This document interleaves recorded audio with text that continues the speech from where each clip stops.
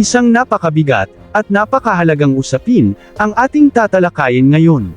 Ito ay tungkol sa inanunsyo kamakailan ng Pangulo ng Bansa sa napakalaking reserba ng langis at natural gas na natuklasan ilang kilometro lamang mula sa unang Malampaya gas field na tinatayang nagkakahalaga umano ng $1 trilyon. Take note, sa isang drill site pa lamang ito. Meron pang ilang mga drill sites, ang Camago 2 and Camago 3, at ilan pang bagong Pag-asa wells, na may potensyal, na may mga makukuha ring mga langis, at natural gas, na nakaschedule na rin ang drilling. Kaya hindi pa natin alam, kung gaano karaming langis, ang makukuha rin sa mga ito. Kapag na-drill na, at kung makita, na meron ding maraming lamang langis ang mga ito, malalaman natin kung gaano nito drive pataas, ang ekonomiya at yaman ng bansa. Kung mapapakinabangan ng buo, ang yamang ito, ay may kakayahang baguhin ang enerhiya, ekonomiya, at kinabukasan ng Pilipinas. Ito ay hindi lamang tungkol sa halaga, ito ay tungkol sa kalayaan ng bansa, na tumayo sa sarili nitong mga yaman. Ang Malampaya, ay matagal nang nagsisilbing gulugod, ng supply ng kuryente sa Luzon. Dahil dito, malinaw na ang anumang bagong tuklas na langis sa paligid nito, ay may napakalaking strategic value.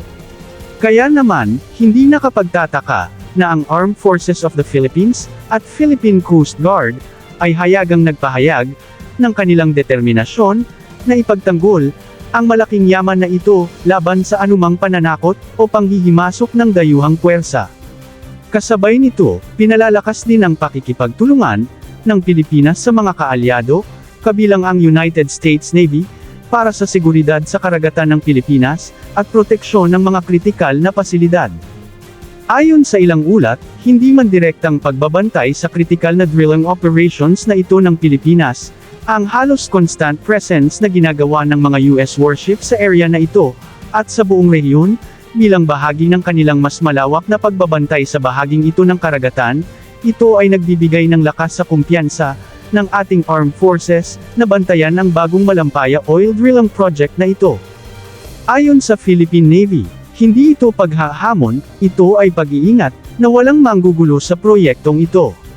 Dahil sa West Philippine Sea, ang kahinaan ay laging sinasamantala, at ang kahandaan, ay isang pangangailangan, hindi isang opsyon.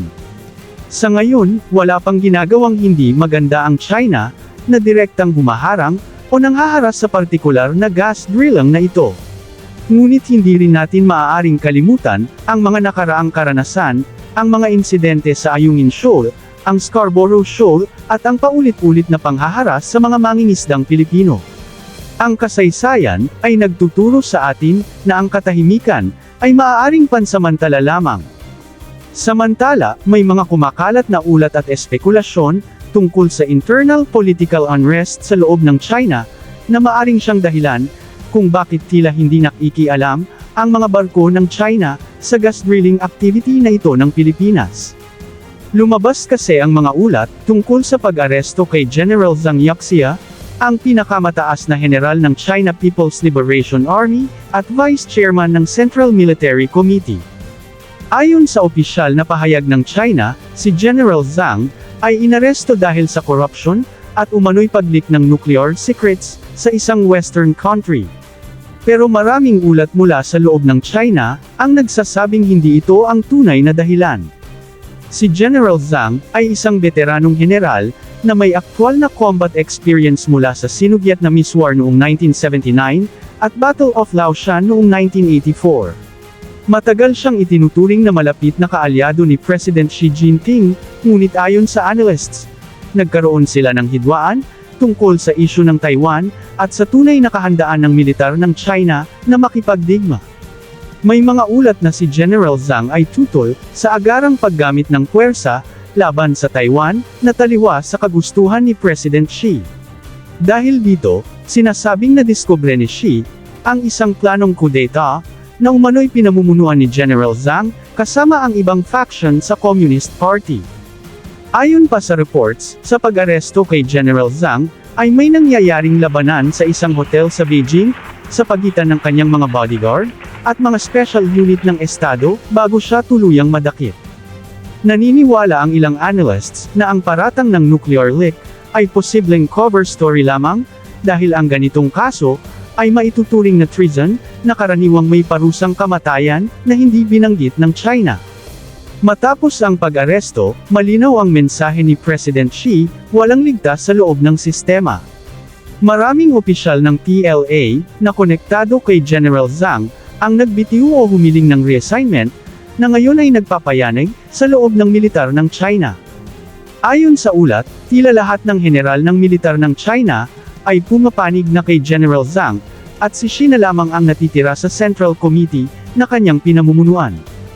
Kung magtagumpay ang grupo nilang General Zhang, ay maari umanong mapatalsik si President Xi sa pwesto. Ang pangyayaring ito, sa short term, maaaring maapektuhan ang kakayahan ng China na gumamit ng puwersa laban sa Taiwan. Pero sa long term, mas nagiging delikado ang sitwasyon dahil hawak na ni President Xi ang buong kapangyarihan. Dito tayo dapat maging maingat.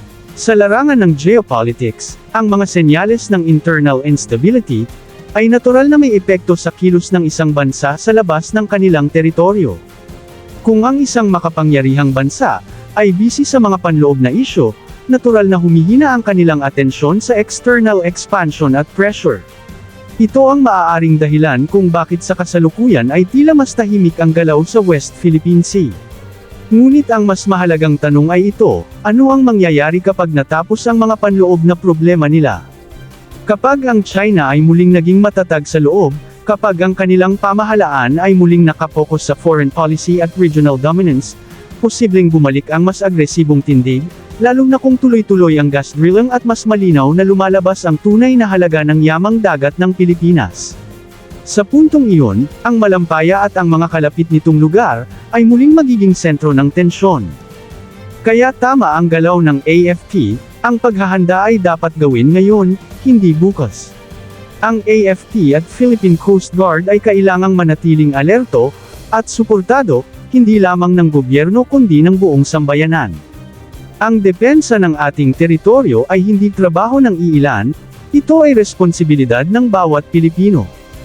Hindi tayo naghahangad ng gulo. Ang hangad natin ay kapayapaan na may dangal, kaunlaran na may kalayaan, at yaman na tunay na napapakinabangan ng sambayanang Pilipino. Ngunit sa mundong ginagalawan natin ngayon, ang kapayapaan ay pinuprotektahan, hindi ipinagdarasal lamang. Kung darating ang panahon na muling subukan ang ating paninindigan sa West Philippine Sea, lalo na ang napaka-importanteng gas drilling na ito, naway hindi tayo nahuhuli sa kilos. Dapat malinaw ang ating mensahe, ang yaman ng Pilipinas ay para sa Pilipino, at handa natin itong ipagtanggol, sa batas, sa diplomasya, at kung kinakailangan, sa matatag na depensa. Ito ang hamon ng kasalukuyan. At ang magiging sagot natin dito ang buhubog sa kinabukasan ng ating bansa.